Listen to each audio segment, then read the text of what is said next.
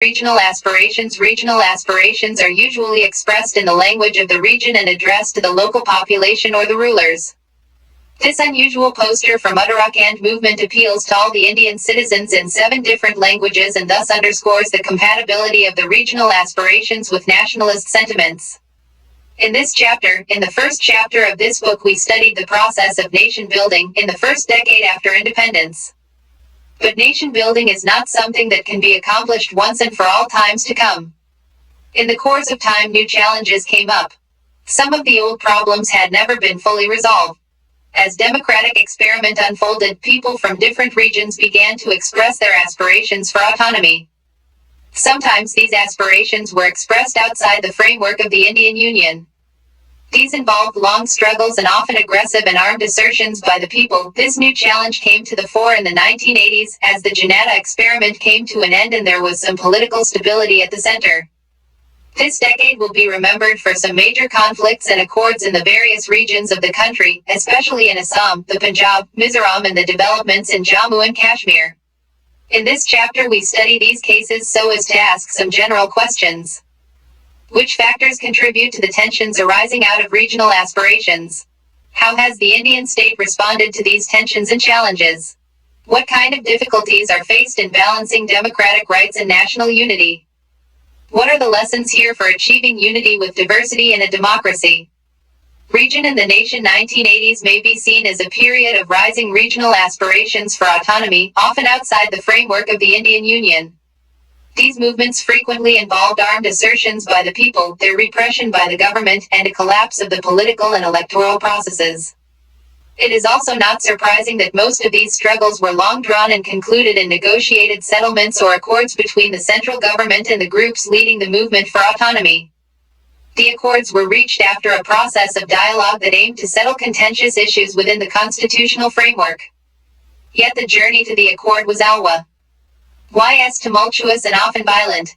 Indian approach in studying the Indian Constitution and the process of nation building. We have repeatedly come across one basic principle of the Indian approach to diversity: the Indian nation shall not deny the rights of different regions and linguistic groups to retain their own culture. We decided to live a united social life without losing the distinctiveness of the numerous cultures that constituted it. Indian nationalism sought to balance the principles of unity and diversity. The nation would not mean the negation of the region. In this sense, the Indian approach was very different from the one adopted in many European countries where they saw cultural diversity as a threat to the nation. India adopted a democratic approach to the question of diversity. Democracy allows the political expressions of regional aspirations and does not look upon them as anti-national. Besides, democratic politics allows parties and groups to address the people on the basis of their regional identity, aspiration, and specific regional problems. Thus, in the course of democratic politics, regional aspirations get strengthened. At the same time, democratic politics also means that regional issues and problems will receive adequate attention and accommodation in the policy-making process. Does it mean that regionalism is not as dangerous as communalism? Or maybe, not dangerous at all? Such an arrangement may sometimes lead to tensions and problems. Sometimes, the concern for national unity may overshadow the regional needs and aspirations. At other times, a concern for region alone may blind us to the larger needs of the nation. Therefore, political conflicts over issues of power of the regions, their rights and their separate existence are common to nations that want to respect diversity while trying to forge and retain unity. Areas of tension. In the first chapter you have seen how immediately after independence our nation had to cope with many difficult issues like partition, displacement, integration of princely states, reorganization of states, and so on. Many observers, both within the country and from outside, had predicted that India as one unified country cannot last long. Soon after independence, the issue of Jammu and Kashmir came up. It was not only a conflict between India and Pakistan. More than that, it was a question of the political aspirations of the people of Kashmir Valley. Similarly, in some parts of the northeast, there was no consensus about being a part of India. First Nagaland and then Mizoram witnessed strong movements demanding separation from India. In the south, some groups from the Dravidian Movement briefly toyed with the idea of a separate country. These events were followed by mass agitations in many parts for the formation of linguistic states. Today's Andhra Pradesh, Karnataka, Maharashtra, and Gujarat were among the regions affected by these agitations. In some parts of southern India, particularly Tamil Nadu, there were protests against making Hindi the official national language of the country. In the north, there were strong pro-Hindi agitations demanding that Hindi be made the official language immediately. From the late 1950s, people speaking the Punjabi language started agitating for a separate state for themselves. This demand was finally accepted and the states of Punjab and Haryana were created in 1966. Later, the states of Chhattisgarh, Uttarakhand and Jharkhand were created. Thus the challenge of diversity was met by redrawing the internal boundaries of the country, yet this did not lead to resolution of all problems and for all times. In some regions, like Kashmir and Nagaland, the challenge was so complex that it could not be resolved in the first phase of nation building. Besides, new challenges came up in states like Punjab, Assam and Mizoram. Let us study these cases in some detail. In this process, let us also go back to some of the earlier instances of difficulties of nation building. The successes and failures in these cases are instructive not merely for a study of our past but also for an understanding of India's future. Why does the challenge always come from the border states? Jammu and Kashmir. You may have heard about the violence in Jammu and Kashmir, J&K. This has resulted in the loss of many lives and the displacement of many families. The Kashmir issue is always seen as a major issue between India and Pakistan. But the political situation in the state has many dimensions. Note, this illustration is not a map drawn to scale and should not be taken to be an authentic depiction of India's external boundaries. Jammu and Kashmir comprises three social and political regions: Jammu, Kashmir and Ladakh. The heart of the Kashmir region is the Kashmir Valley. The people are Kashmiri speaking and mostly Muslim with a small Kashmiri speaking Hindu minority. Jammu region is a mix of foothills and plains, of Hindus, Muslims and Sikhs and speakers of various languages. The Ladakh region is mountainous, has very little population which is equally divided between Buddhists and Muslims. The Kashmir issue is not just a dispute between India and Pakistan. This issue has external and internal dimensions. It involves the issue of Kashmiri identity known as Kashmiriyat and the aspirations of the people of J&K for political autonomy. In that case, why don't they rename the state as Jammu, Kashmir and Ladakh? Besides, JKL makes for an easy abbreviation. Roots of the problem: before 1947, Jammu and Kashmir, J&K, was a princely state. Its Hindu ruler, Hari Singh, did not want to merge with India and tried to negotiate with India and Pakistan to have an independent status for his state. The Pakistani leaders thought the Kashmir region belonged to Pakistan, since majority population of the state was Muslim. But this is not how the people themselves saw it. They thought of themselves as Kashmiris above all. The popular movement in the state, led by Sheikh Abdullah of the National Conference, wanted to get rid of the Maharaja but was against joining Pakistan. The National Conference was a secular organization and had a long association with the Congress. Sheikh Abdullah was a personal friend of some of the leading nationalist leaders including Nehru. In October 1947, Pakistan sent tribal infiltrators from its side to capture Kashmir. This forced the Maharaja to ask for Indian military help. India extended the military support and drove back the infiltrators from Kashmir Valley, but only after the Maharaja had signed an instrument of accession with the government of India. It was also agreed that once the situation normalized, the views of the people of J&K will be ascertained about their future. Sheikh Abdullah took over as the Prime Minister of the state of J&K. The head of the government in the state was then called Prime Minister in March 1948. India agreed to maintain the autonomy of Jammu and Kashmir. E.B.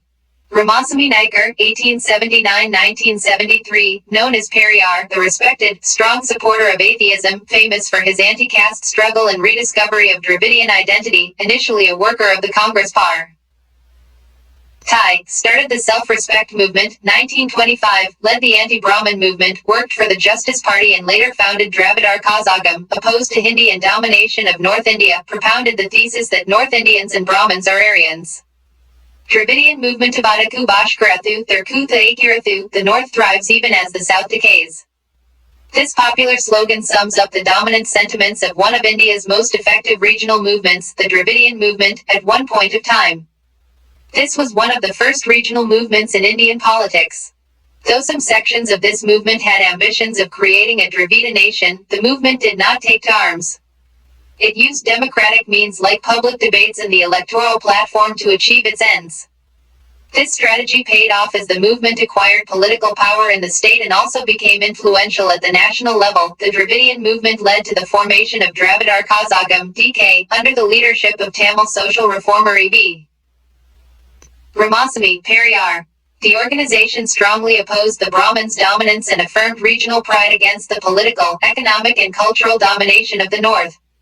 Initially, the Dravidian movement spoke in terms of the whole of South India, however lack of support from other states limited the movement to Tamil Nadu.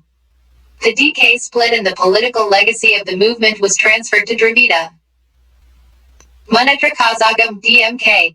The DMK made its entry into politics with a three-pronged agitation in 1953–54.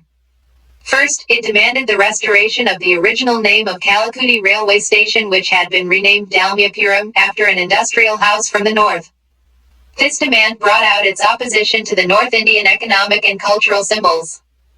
The second agitation was for giving Tamil cultural history greater importance in school curricula. The third agitation was against the craft education scheme of the state government, which it alleged was linked to the Brahmanical social outlook.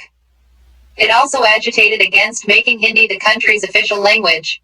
The success of the anti-Hindi agitation of 1965 added to the DMK's popularity. Sustained political agitations brought the DMK to power in the assembly elections of 1967. Since then, the Dravidian parties have dominated the politics of Tamil Nadu. Though the DMK split after the death of its leader, C. Annadurai, the influence of Dravidian parties in Tamil politics actually increased. After the split there were two parties, the DMK and the All India Anna DMK, AIA DMK, that claimed Dravidian legacy. Both these parties have dominated politics in Tamil Nadu for the last 4 decades. Since 1996, one of these parties has been a part of the ruling coalition at the center. In the 1990s, many other parties have emerged. These include Marumalarchi Dravida Munnetra Kazhagam (MDMK), Padali Makalkachi (PMK), and Desia Merpoku Dravidar Kazhagam (DMDK). All these parties have kept alive the issue of regional pride in the politics of Tamil Nadu. Initially seen as a threat to Indian nationalism, regional politics in Tamil Nadu is a good example of the compatibility of regionalism and nationalism.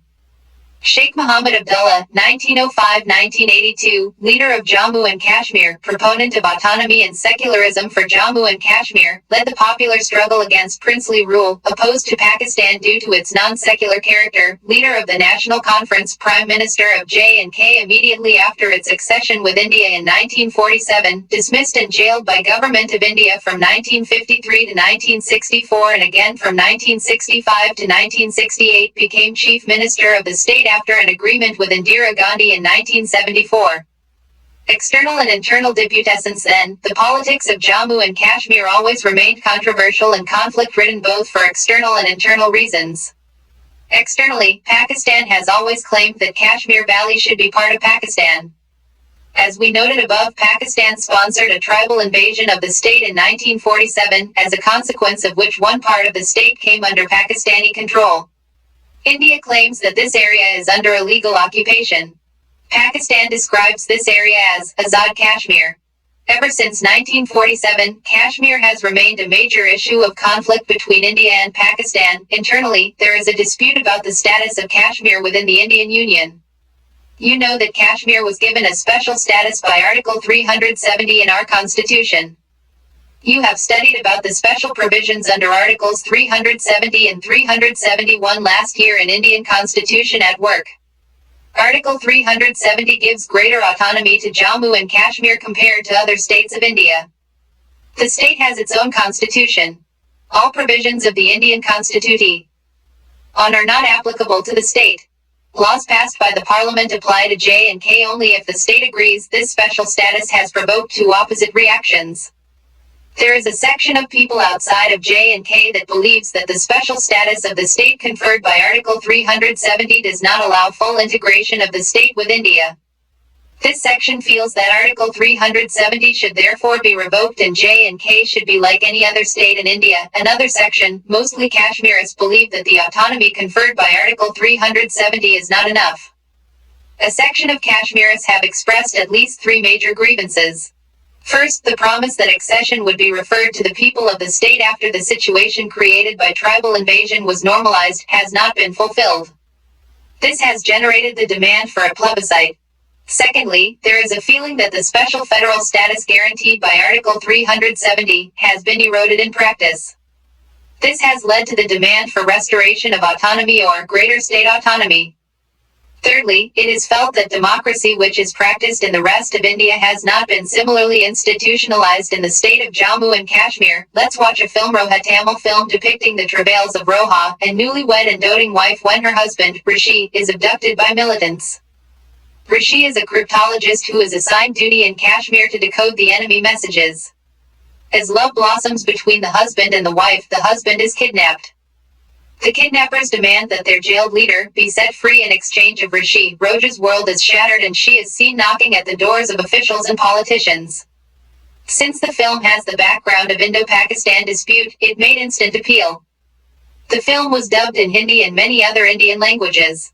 Year, 1992. Director, Manoratnam. Screenplay, Manoratnam. Cast, Hindi version, Madhu, Arvind Swamy, Pankaj Kapoor. Janagaraj. Politics. Since 1948, after taking over as the Prime Minister, Sheikh Abdullah initiated major land reforms and other policies which benefited ordinary people. But there was a growing difference between him and the central government about his position on Kashmir's status.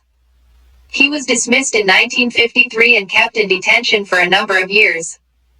The leadership that succeeded him did not enjoy as much popular support and was able to rule the state mainly due to the Sup.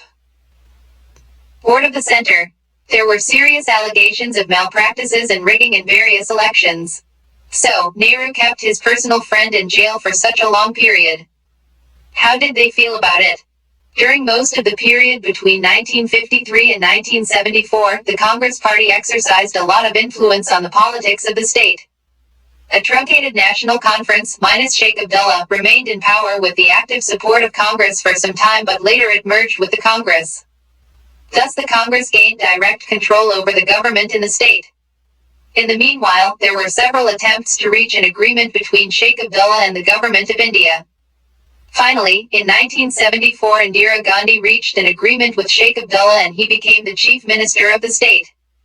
He revived the National Conference, which was elected with a majority in the assembly elections held in 1977. Sheikh Abdullah died in 1982 and the leadership of the National Conference went to his son, Farooq Abdullah, who became the chief minister. But he was soon dismissed by the governor and a breakaway faction of the National Conference came to power for a brief period. Peace in KASHMIRHTTP://govind.seleka.com. Dismissal of Farooq Abdullah's government due to the intervention of the center generated a feeling of resentment in Kashmir. The confidence that Kashmirists had developed in the democratic processes after the accord between Indira Gandhi and Sheikh Abdullah received a setback.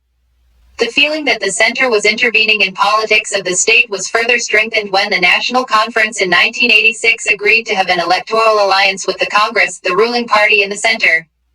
Insurgency and after it was in this environment that the 1987 assembly election took place. The official results showed a massive victory for the National Conference Congress alliance and Farooq Abdullah returned as chief minister. But it was widely believed that the results did not reflect popular choice and that the entire election process was rigged. A popular resentment had already been brewing in the state against the inefficient administration since early 1980s. This was now augmented by the commonly prevailing feeling that democratic processes were being undermined at the behest of the center. This generated a political crisis in Kashmir which became severe with the rise of insurgency. The Kashmirists were convinced now at the second dethronement of their elected leader, in 1984, that India would never permit them to rule themselves. B.K. Nehru, governor of J&K before the dismissal of Farooq Abdullah's government by 1989, the state had come in the grip of a militant movement mobilized around the cause of a separate Kashmiri nation. The insurgents got moral, material and military support from Pakistan. For a number of years the state was under president's rule and effectively under the control of the armed forces. Throughout the period from 1990, Jammu and Kashmir experienced violence at the hands of the insurgents and through army action. Assembly elections in the state were held only in 1996, in which the National Conference led by Farooq Abdullah came to power with a demand for regional autonomy for Jammu and Kashmir. J&K experienced a very fair election in 2002. The National Conference failed to win a majority and was replaced by People's Democratic Party (PDP) and Congress coalition government. Separatism and beyond separatist politics, which surfaced in Kashmir from 1989, has taken different forms and is made up of various strands. There is one strand of separatists who want a separate Kashmiri nation, independent of India and Pakistan. Then there are groups that want Kashmir to merge with Pakistan. Besides these, there is a third strand which wants greater autonomy for the people of the state within the Indian Union. The idea of autonomy attracts the people of Jammu and Ladakh regions in a different way. They often complain of neglect and backwardness. Therefore, the demand for intrastate autonomy is as strong as the demand for the state autonomy. This is all about governments, officials, leaders, terrorists, but what about the people in Kashmir? In a democracy, we must go by what they want, shouldn't we? The initial period of popular support to militancy has now given way to the urge for peace. The center has started negotiations with various separatist groups. Instead of demanding a separate nation, most of the separatists in dialogue are trying to renegotiate a relationship of the state with India. Jammu and Kashmir is one of the living examples of plural society and politics. Not only are there diversities of all kinds, religious, cultural, linguistic, ethnic, tribal, but there are also divergent political aspirations. However, despite all these diversities and divergence on the one hand, and the continued situation of conflict on the other, the plural and secular culture of the state has remained largely intact.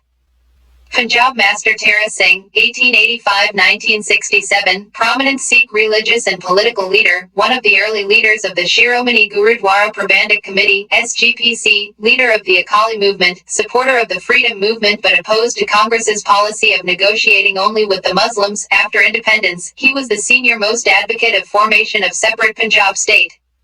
The decade of 1980s also witnessed major developments in the state of Punjab.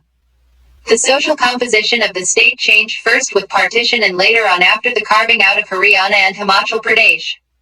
While the rest of the country was reorganized on linguistic lines in 1950s, Punjab had to wait till 1966 for the creation of a Punjabi-speaking state. The Akali Dal, which was formed in 1920 as the political wing of the Sikhs, had led the movement for the formation of a Punjabi Suba. The Sikhs were now a majority in the truncated state of Punjab.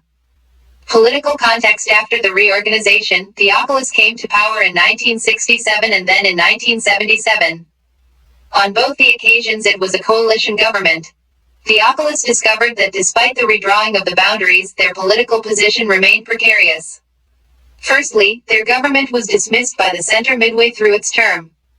Secondly, they did not enjoy strong support among the Hindus.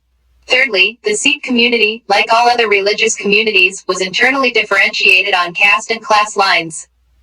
The Congress got more support among the Dalits, whether Hindu or Sikh, than the Akalis. It was in this context that during the 1970s a section of Akalis began to demand political autonomy for the region. This was reflected in a resolution passed at their conference at Anandpur Sahib in 1973. The Anandpur Sahib resolution asserted regional autonomy and wanted to redefine center-state relationship in the country. The resolution also spoke of the aspirations of the Sikh Qaum, community or nation, and declared its goal as attaining the Bolbala, dominance or hegemony, of the Sikhs. The resolution was a plea for strengthening federalism, but it could also be interpreted as a plea for a separate Sikh nation. San Harchand C. Ngh Longol, 1932-1985, Sikh political and religious leader, began his political career in mid-60s as an Akali leader, became president of Akali Dal in 1980, reached an agreement with Prime Minister Rajiv Gandhi on key demands of Akalis, assassinated by unidentified Sikh youth. The resolution had a limited appeal among the Sikh masses. A few years later, after the Akali government had been dismissed in 1980, the Akali Dal launched a movement on the question of the distribution of water between Punjab and its neighboring states. A section of the religious leaders raised the question of autonomous Sikh identity. The more extreme elements started advocating secession from India and the creation of Khalistan. Cycle of violence assumed. The leadership of the movement passed from the moderate oculus to the extremist elements and took the form of armed insurgency. These militants made their headquarters inside the Sikh holy shrine, the Golden Temple in Amritsar, and turned it into an armed fortress. In June 1984, the Government of India carried out Operation Blue Star, code name for Army Action in the Golden Temple. In this operation, the government could successfully flush out the militants, but it also damaged the historic temple and deeply hurt the sentiments of the Sikhs. A large proportion of Sikhs in India and abroad saw the military operation as an attack on their faith, and this gave further impetus to militant and extremist groups. Still more tragic turn of events complicated the Punjab problem further. Prime Minister Indira Gandhi was assassinated on the 31st of October 1984 outside her residence by her bodyguards. Both the assassins were Sikhs and wanted to take revenge for Operation Blue Star. While the entire country was shocked by this development, in Delhi and in many parts of northern India violence broke out against the Sikh community. The violence against the Sikhs continued for almost a week. More than 2,000 Sikhs were killed in the national capital, the area worst affected by this violence. Hundreds of Sikhs were killed in other parts of the country, especially in places like Kanpur, Bikar and Chaz. Many Sikh families lost their male members and thus suffered great emotional and heavy financial loss. What hurt the Sikhs most was that the government took a long time in restoring normalcy and that the perpetrators of this violence were not effective. Punished. 20 years later, speaking in the parliament in 2005, Prime Minister Manmohan Singh expressed regret over these killings and apologized to the nation for the anti-Sikh violence. There is also evidence to show that on the 31st of October 84 either meetings were held or persons who could organize attacks were contacted and were given instructions to kill Sikhs and loot their houses and shops. The attacks were made in a systematic manner and without much fear of the police, almost suggesting that they were assured that they would not be harmed while committing those acts or even after. Justice Nanavati Commission of Inquiry, Report Volume I 2005. Credit, Raghu Rai Road to Peace. After coming to power following the election in 1984, the new Prime Minister Rajiv Gandhi initiated a dialogue with moderate Akali leaders. In July 1985, he reached an agreement with Harchand Singh Longwal, then the president of the Akali Dal. This agreement, known as the Rajiv Gandhi Longwal Accord or the Punjab Accord, was a step towards bringing normalcy to Punjab. It was agreed that Chandigarh would be transferred to Punjab, a separate commission would be appointed to resolve the border dispute between Punjab and Haryana, and a tribunal would be set up to decide the sharing of Ravi Bees river water among Punjab, Haryana and Rajasthan. The agreement also provided for compensation to and better treatment of those affected by the militancy in Punjab and the withdrawal of the application of Armed Forces Special Powers Act in Punjab. Credit, Times of India. The Times of India brought out a special midday edition on the day Indira Gandhi was assassinated. I have no hesitation in apologizing not only to the Sikh community but the whole Indian nation, because what took place in 1984 is the negation of the concept of nationhood and what is enshrined in our constitution. So, I am not standing on any false prestige. On behalf of our government, on behalf of the entire people of this country, I bow my head in shame that such thing took place. But, sir, there are ebbs, there are tides in the affairs of nations. The past is with us. We cannot rewrite the past. But as human beings, we have the willpower and we have the ability to write better future for all of us. Prime Minister Dr. Manmohan Singh intervening in Rajya Sabha debate on the 11th of August 2005. However, peace did not come easily. Immediately. The cycle of violence continued nearly for a decade. Militancy and counterinsurgency violence led to excesses by the police and violations of human rights. Politically, it led to fragmentation of the Akali Dal. The central government had to impose president's rule in the state and the normal electoral and political process was suspended. It was not easy to restore the political process in the atmosphere of suspicion and violence. When elections were held in Punjab in 1992, only 24% of the electors tuned out to vote. Militancy was eventually eradicated by the security forces. But the losses incurred by the people of Punjab, Sikhs and Hindus alike, were enormous. Peace returned to Punjab by the middle of 1990s. The alliance of Akali Dal, Badal, and the BJP scored a major victory in 1997, in the first normal elections in the state in the post-militancy era. The state is once again preoccupied with questions of economic development and social change. Though religious identities continue to be important for the people, politics has gradually moved back along secular lines. The Northeast and the Northeast regional aspirations reached a turning point in 1980s.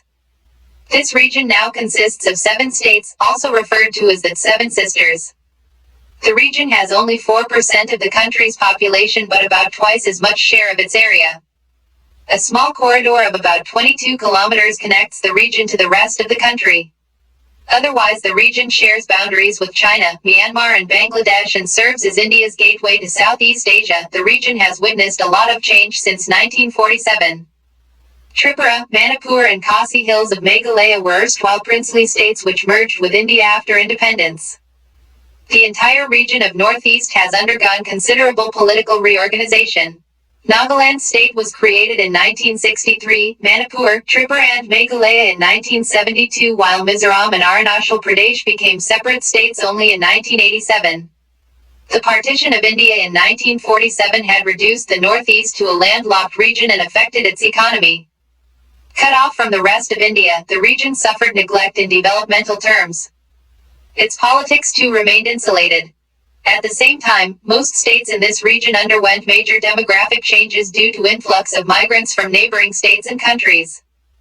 Note, this illustration is not a map drawn to scale and should not be taken to be an authentic depiction of India's external boundaries. The isolation of the region, its complex social character and its backwardness compared to other parts of the country have all resulted in the complicated set of demands from different states of the Northeast. The vast international border and weak communication between the Northeast and the rest of India have further added to the delicate nature of politics there. 3 issues dominate the politics of Northeast: demands for autonomy, movements for secession, and opposition to outsiders. Major initiatives on the first issue in the 1970s set the stage for some dramatic developments on the second and the third in the 1980s. Demands for autonomy and independence: the entire region except Manipur and Tripura comprised the state of Assam. Demands for political autonomy arose when the non-Assamese felt that the Assam government was imposing Assamese language on them. There were opposition and protest riots throughout the state. Leaders of the major tribal communities wanted to separate from Assam. They formed the Eastern India Tribal Union, which later transformed into a more comprehensive all-party Hill Leaders Conference in 1960. They demanded a tribal state to be carved out of Assam. Finally, instead of one tribal state, several states got carved out of Assam. At different points of time, the central government had to create Meghalaya, Mizoram and Arunachal Pradesh out of Assam. Tripura and Manipur were upgraded into states too. My friend Chan said that people in Delhi know more about the map of Europe than about the Northeast in our country. I think she is right, at least about my schoolmates. The reorganization of the Northeast was completed by 1972. But this was not the end of autonomy demands in this region. In Assam, for example, communities like the Bodos, Karbis and Dimasas wanted separate states. They worked for this demand by mobilizing public opinion and popular movement as well as through insurgency.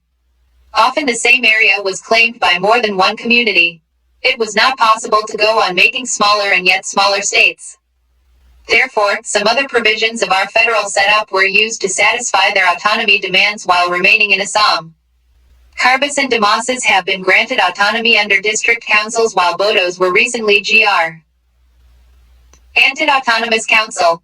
Lal Denga, 1937-1990, founder and leader of the Mizo National Front, turned into a rebel after the experience of the famine in 1959, led an armed struggle against India for 2 decades, reached a settlement and signed an agreement with Prime Minister Rajiv Gandhi in 1986, became the chief minister of the newly created state of Mizoram. Secessionist movements' demands for autonomy were easier to respond to, for these involved using the various provisions in the constitution for accommodation of diversities. It was much more difficult when some groups demanded a separate country, not in momentary anger but consistently as a principled position.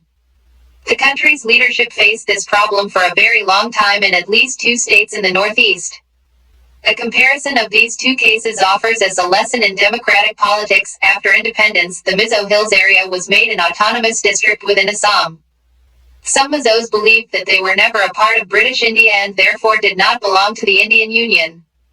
But the movement for secession gained popular support after the Assam government failed to respond adequately to the Great Famine of 1959 in Mizo Hills.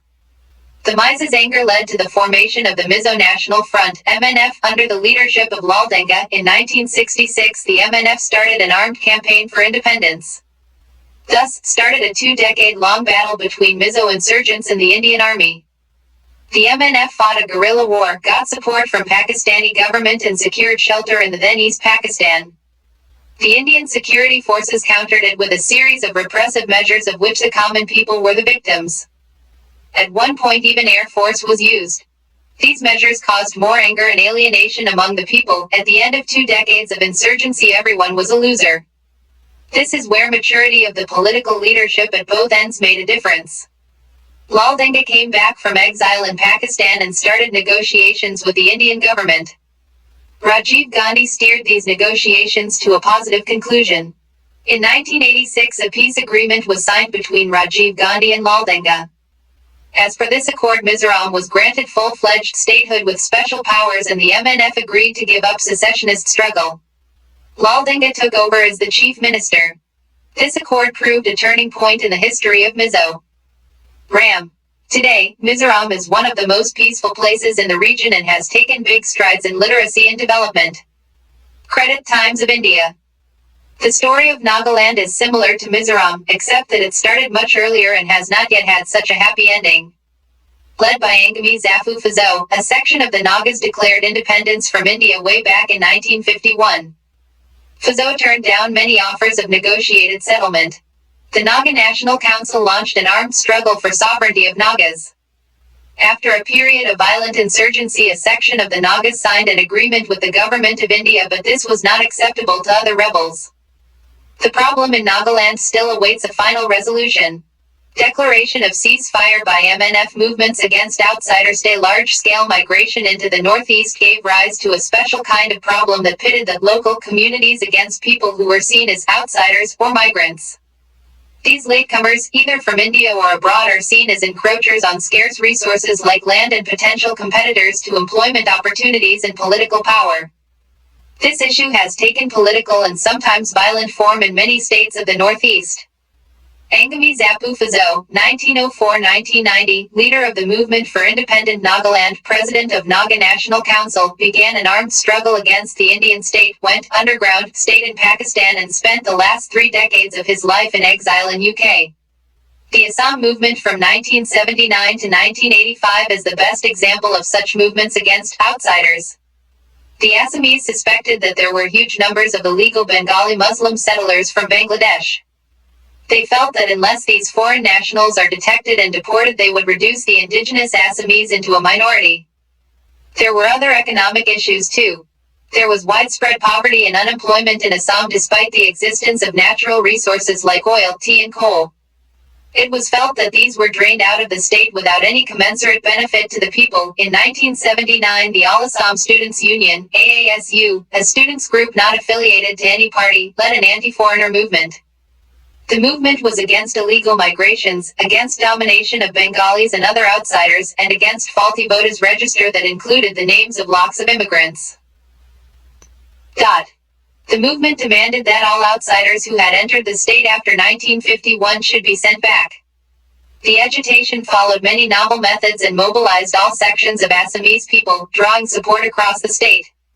It also involved many tragic and violent incidents leading to loss of property and human lives.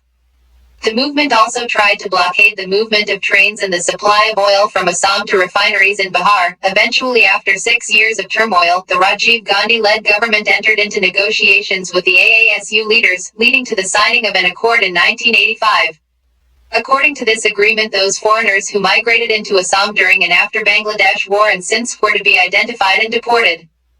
With the successful completion of the movement, the AASU and the ASOM Gana Sangram Parishad organized themselves as a regional political party called ASOM Gana Parishad, AGP.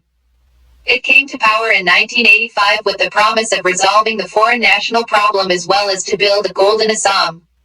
I've never understood this insider-outsider business. It's like the train compartment. Someone who got in before others treats others as outsiders. Assam Accord brought peace and changed the face of politics in Assam, but it did not solve the problem of immigration. The issue of the outsiders continues to be a live issue in the politics of Assam and many other places in the Northeast. This problem is particularly acute, for example, in Tripura, as the original inhabitants have been reduced to being a minority in their own land. The same feeling informs the hostility of the local population to Chakma refugees in Mizoram and Arunachal Pradesh. Credit H.T. Book of Cartoon Rambabu Mathardo and the News. Here is a look at the activities of terrorists in the 4 regions. Punjab, Darjeeling, Delhi, Mizoram, Sikkim's Murgurka Zealand Dorji Kongsarpa, 1904, leader of Democracy Movement in Sikkim, founder of Sikkim Praja Mandal and later leader of the Sikkim State Congress. In 1962 founded the Sikkim National Congress. After an electoral victory, he led the movement for integration of Sikkim with India. After the integration, Sikkim Congress merged with the Indian National Congress. Accommodation and national integration. These cases have shown us that even after 6 decades of independence, some of the issues of national integration are not fully resolved. We have seen that regional aspirations ranging from demands of statehood and economic development to autonomy and separation keep coming up.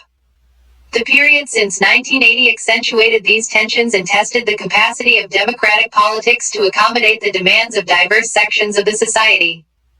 What lessons can we draw from these examples? First and the most elementary lesson is that regional aspirations are very much a part of democratic politics. Expression of regional issues is not an aberration or an abnormal phenomenon. Even in smaller countries like the United Kingdom, there are regional aspirations in Scotland, Wales and Northern Ireland. Spain faces secessionist movement from the Basques, and so does Sri Lanka from the Tamils. A large and diverse democracy like India must deal with regional aspirations on a regular basis. Nation building is an ongoing process. Rajiv Gandhi, 1944-1991, Prime Minister of India between 1984 and 1989, son of Indira Gandhi, joined active politics after 1980, reached agreements with militants in Punjab, Mizoram and the Students' Union in Assam, pressed for a more open economy and computer technology, sent Indian Army contingent on the request of Sri Lankan government to sort out the Sinhala Tamil conflict, assassinated by suspected LTTE suicide bomber. The second lesson is that the best way to respond to regional aspirations is through democratic negotiations rather than through suppression. Look at the situation in the 80s. Militancy had erupted in Punjab, problems were persisting in the northeast, students in Assam were agitating, Kashmir Valley was on the boil. Instead of treating these as simple law and order problems, the government of India reached negotiated settlement with regional movements. This produced a reconciliation which reduced the tensions existing in many regions. The example of Mizoram shows how political settlement can resolve the problem of separatism effectively. The third lesson is about the significance of power sharing. It is not sufficient to have a formal democratic structure. Besides that, groups and parties from the region need to be given share in power at the state level. Similarly, it is not sufficient to say that the states or the regions have autonomy in their matters. The regions together form the nation. So, the regions must have a share in deciding the destiny of the nation. If regions are not given a share in the national level decision making, the feeling of injustice and alienation can spread. The fourth lesson is that regional imbalance in economic development contributes to the feeling of regional discrimination. Regional imbalance is a fact of India's development experience. Naturally, the backward states or backward regions in some states feel that their backwardness should be addressed on priority basis and that the policies of the Indian government have caused this imbalance. If some states remain poor and others develop rapidly, it leads to regional imbalances and inter-regional migrations. Finally, these cases make us appreciate the farsightedness of the makers of our Constitution in dealing with questions of diversity. The federal system adopted by India is a flexible arrangement. While most of the states have equal powers, there are special provisions for some states like J&K and the states in the Northeast. The sixth schedule of the Constitution allows different tribes complete autonomy of preserving their practices and customary laws.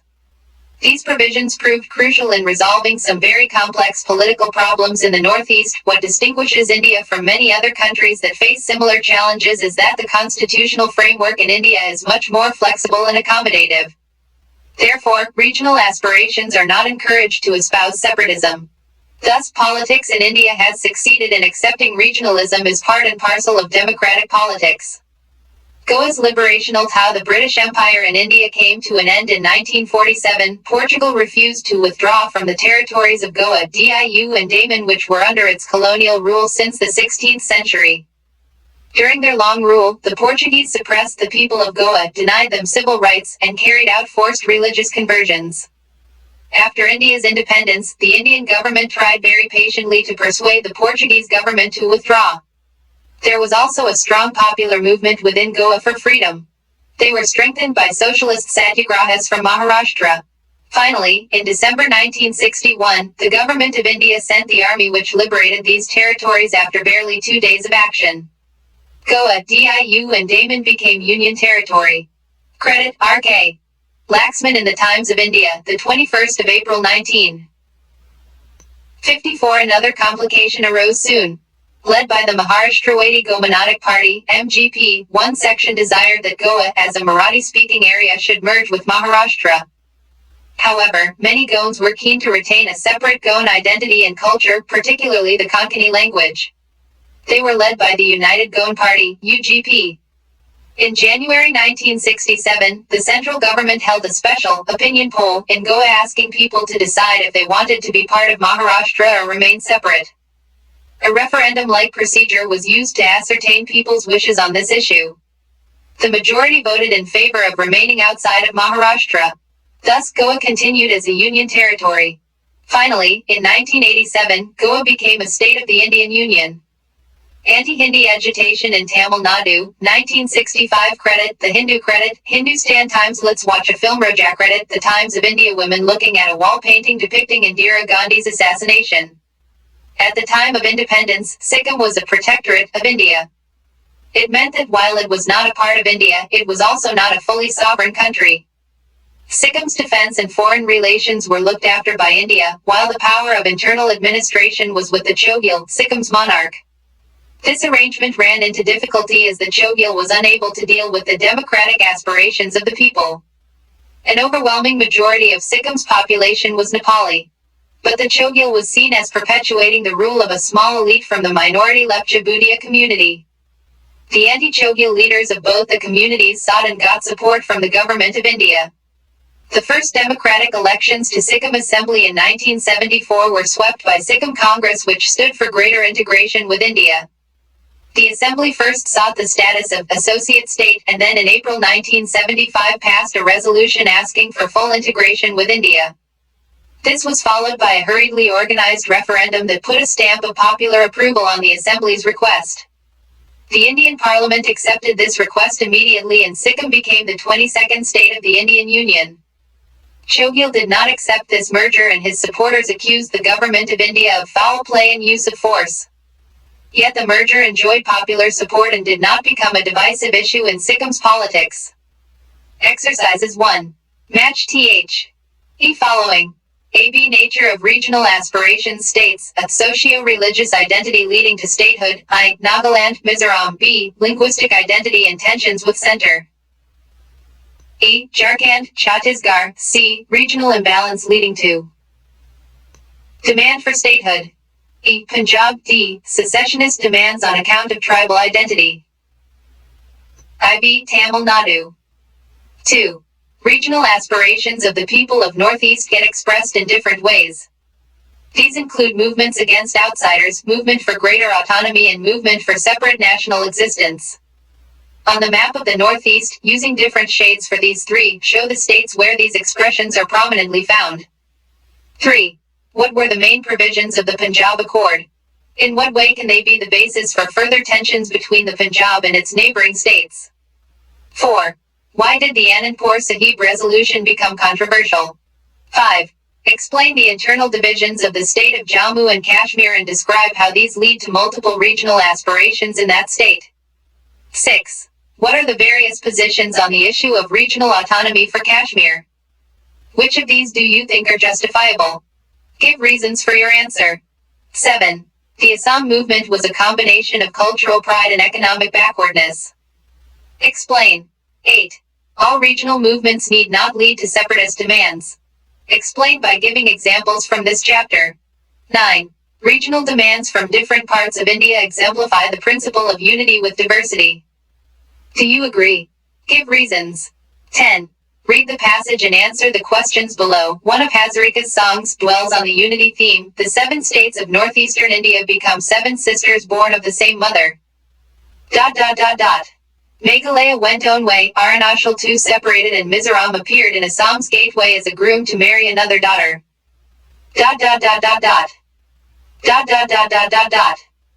The song ends with a determination to keep the unity of the Assamese with other smaller nationalities that are left in the present-day Assam, the Karbis and the Mising brothers and sisters.